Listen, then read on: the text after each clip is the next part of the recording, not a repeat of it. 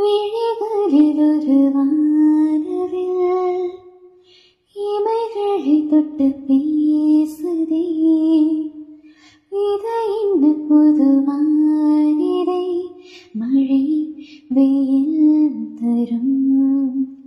உன்னிடம் பார்க்கிறேன், நான் பார்க்கிறேன் என் தாய் முகம் அன்பே.